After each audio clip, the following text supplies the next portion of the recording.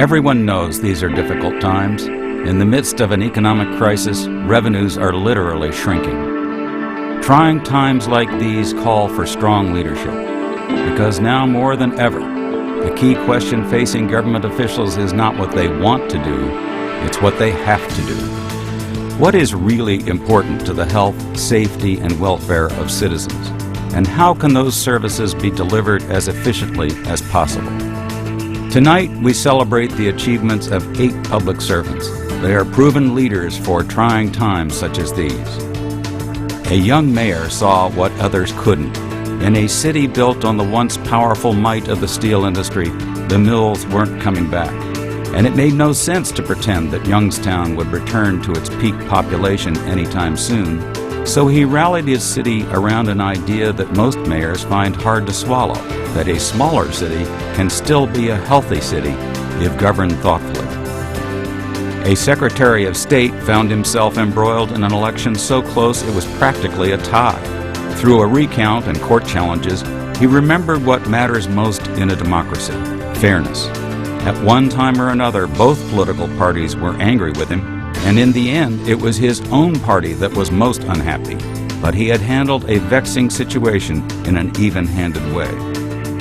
A Kentuckian through and through, with experience working for 6 governors, put her fiscal know-how to work watching the state's dollars.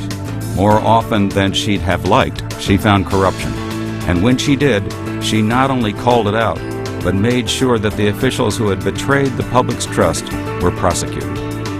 A small town in Kansas was leveled by a devastating tornado, and a city manager faced the challenge of his professional life, rebuilding the town from scratch.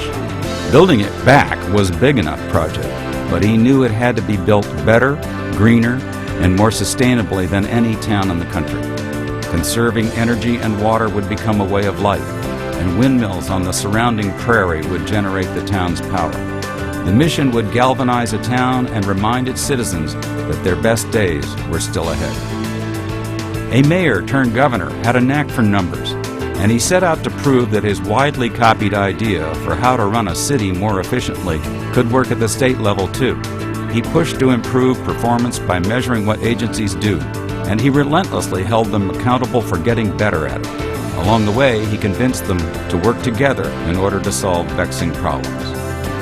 A tech enthusiast with a passion for local government worried about what would happen if his county's first responders couldn't talk with each other during an emergency. His experiment with new radios started small, but it eventually grew into one of the nation's largest regional public safety communications networks, spanning 14 counties and 102 cities. The system proved invaluable in the response to 2005's Hurricane Rita and last year's monster storm, Hurricane Ike. A one-time insurance agent took a professional gamble on running a state highway department. He found that his taste for big risks almost always paid huge dividends. He forged new partnerships with the private sector that lowered road building costs for taxpayers and delivered complex construction projects in less time. A scientist hit a glass ceiling working in a male-dominated field, so she looked for a new way to make a difference. She ran for state legislature and not only won, but became one of the most effective lawmakers Minnesota has ever seen.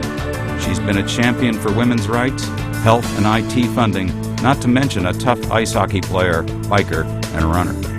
Governing is proud to honor these 8 individuals from state, city, and county government, and we want to give special thanks to our sponsors for supporting this program. Companies that not only recognize good government, but take an active role in providing it. Along with our winners, we salute them.